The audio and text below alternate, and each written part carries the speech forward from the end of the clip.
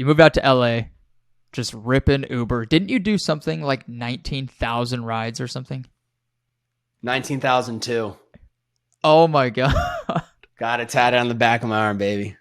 What was a day in the life like during that moment or during that period of time? Yeah. Honestly, it was kind of exciting every day, right? So I'm a people's person.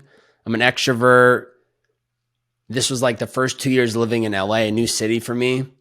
So I had really kind of figured this out from scheduling of like, how do I balance building a creative project while driving Uber? So every day was pretty much the same, like wake up at 6 a.m., go to the gym, knock out the self-care routines, boom, boom, boom. Great. By 8:39, I'm starting like my day.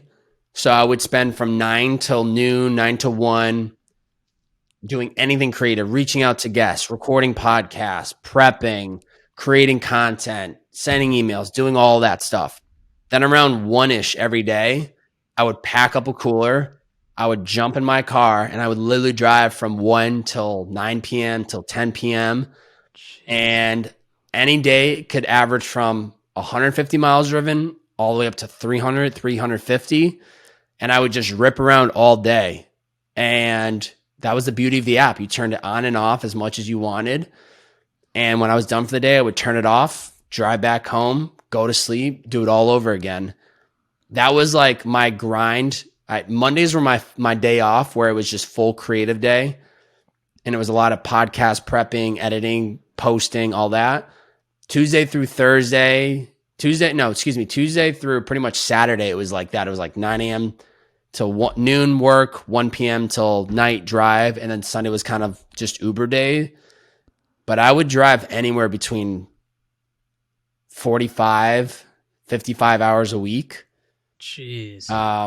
I didn't really have a life other than work. Like my slogan was podcaster by day, Uber driver by night. And I just slayed the streets, man. I just took it one day at a time. And I'd say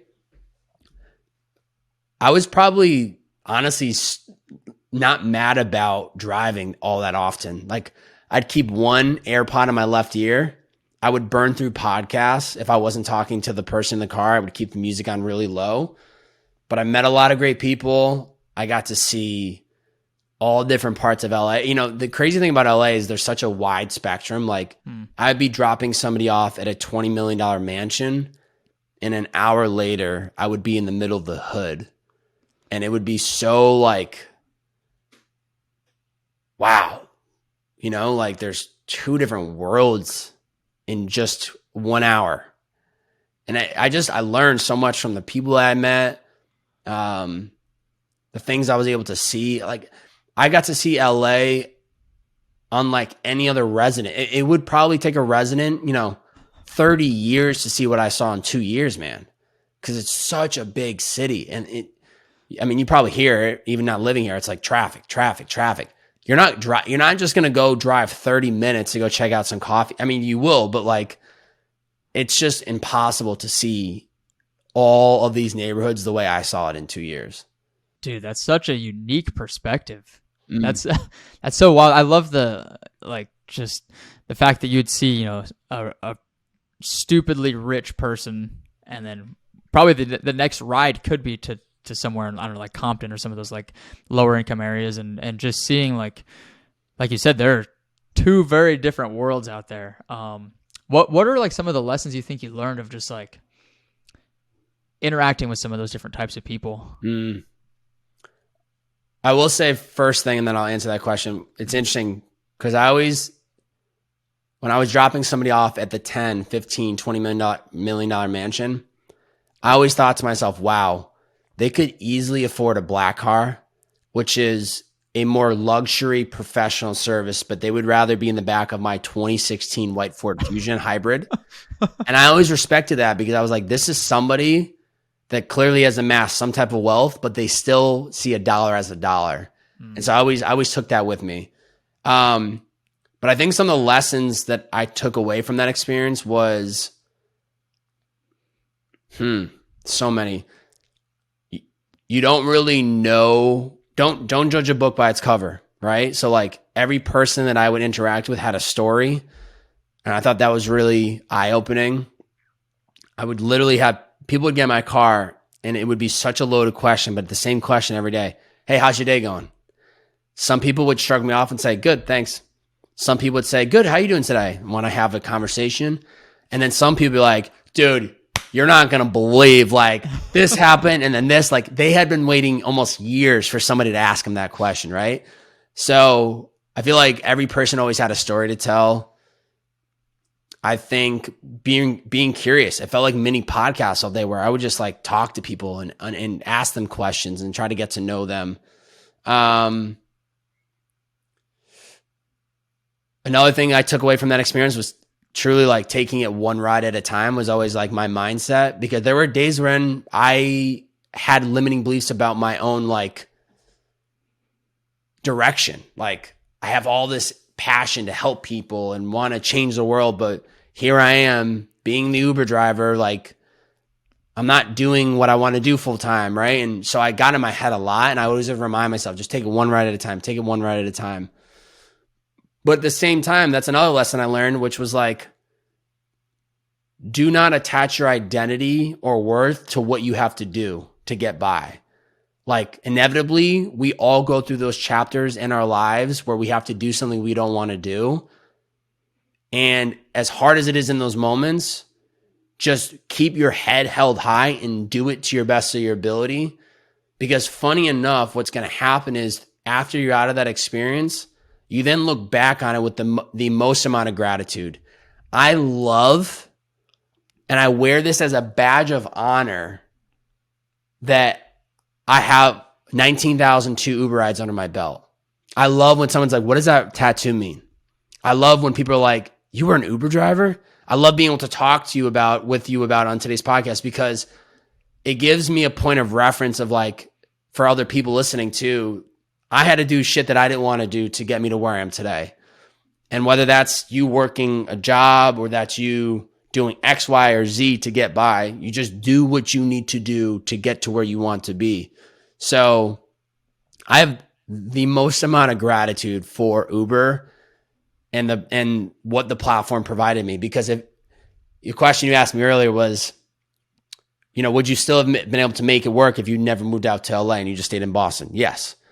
The question that kind of messes with my mind is, if you didn't have Uber, would you have been able to make the podcast work? Because the biggest thing for me with the podcast when I was reaching out to guests, once again, this is before Zoom became what it is. The biggest offer I had to people when they would say yes for the podcast, I would say, great. When can you do the podcast? Wednesday at 3 p.m., Tuesday at 7 p.m., Saturday at 9 a.m. You tell me when you can do it and I'll make it work, because I don't have a boss, and I will build my day around when you are available to do it. So that was a huge, huge value prop for me with driving Uber. But I know deep down that if I had to do something else and I was working a job, I still would have found a way, but it would have been much harder, because say that time in my life I had to work a job, as you probably feel it within when yourself as a creative, like I know I am the most creative and clear in my mornings and up to midday. Afternoons and evenings, shot. I'm not getting any creative work done. I can take phone calls. I can do analytical work.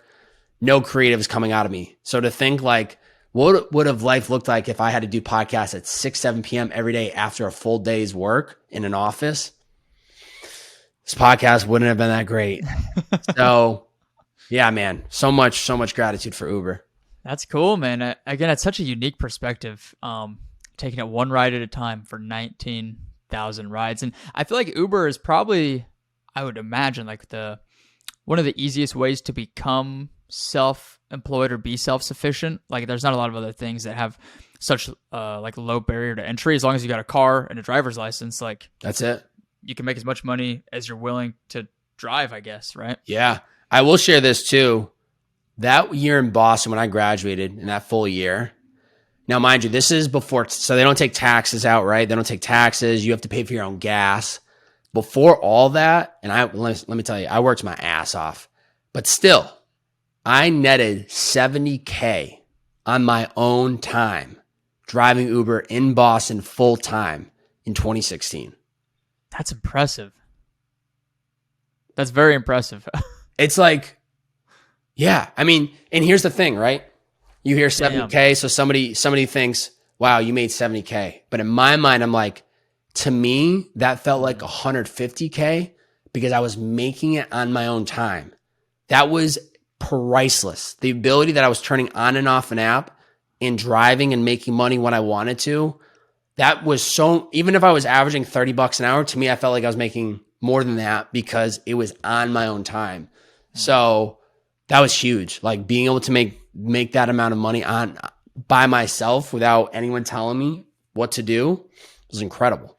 Dude, that's got to give you a ton of confidence to be. It's like, again, that's what's so great about Uber. I feel like is it's an easy way to get into the self-employment life, and it's a very easy way to show somebody that as long as you're willing to put in the time and the work, like you can make more and more money. It's like, obviously you don't want to always be directly correlated with trading your time for money, but it's like an easy way to show people like you don't have to go work a corporate job that you just hate. Like you can be self-sufficient and be your own boss, and then let that lead into other bigger things eventually. Yeah, it's the world we're living in today. Even if you don't want to drive Uber, Postmates or like food delivery, or there's just so many side hustles that you can kind of start up and do yourself that it's just endless opportunities for people to make money.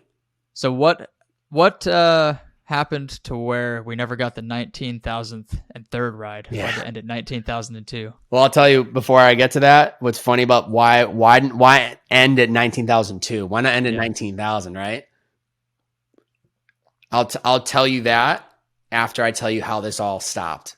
Okay. So October of 2019, I have a conversation with a buddy of mine.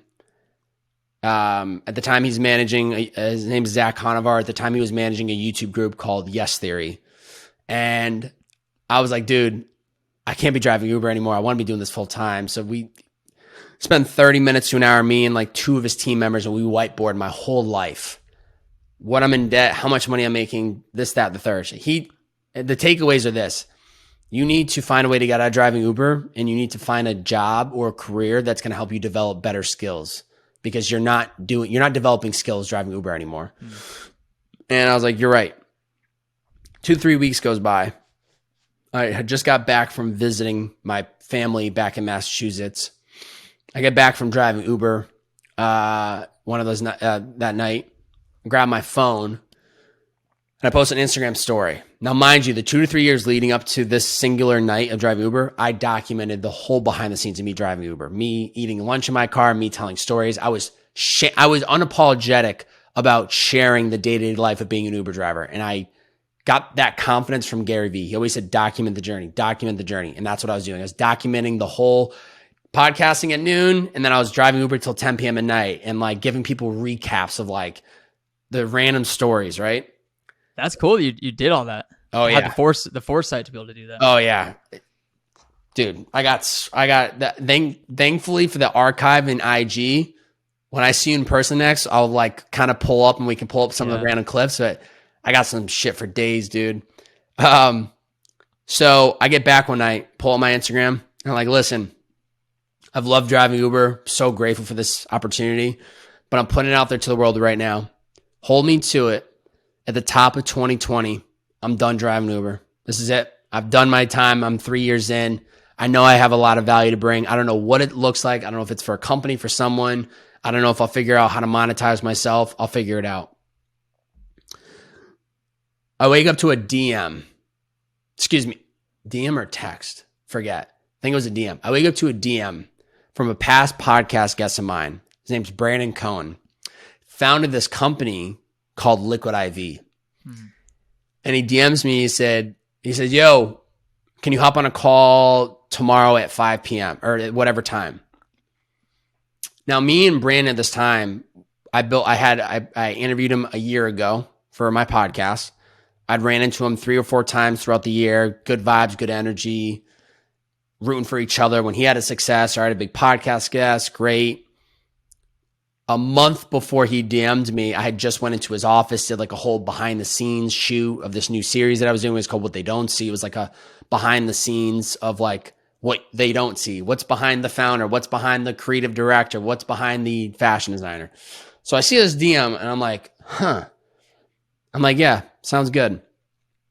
I go back, I look at who's viewed my Instagram stories, and he viewed my story, and I was like, is there a chance he's got something like up his sleeve? So I get on a call with him.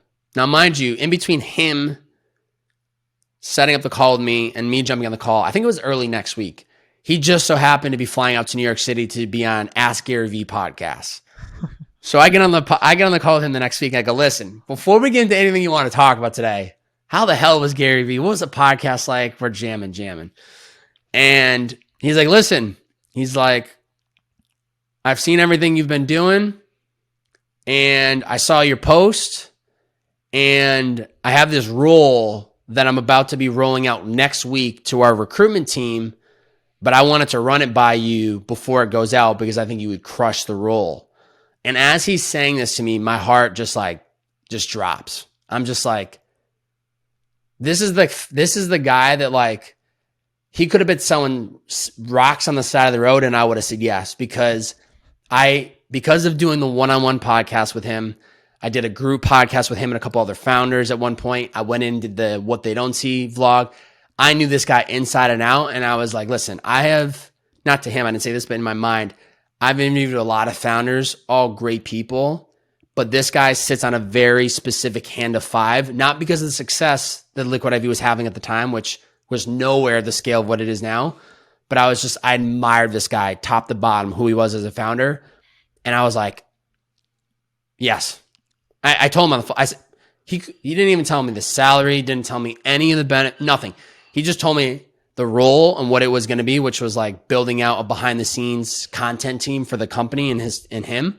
I was like, Brandon, yes. Like, I don't know what the salary is. I don't know any of the details, but yes. So he's cracking up. He's like, listen, I got to put you on a call with our HR person just so you can hear what the details are before you fully verbally commit. But like, I think this is the role for you.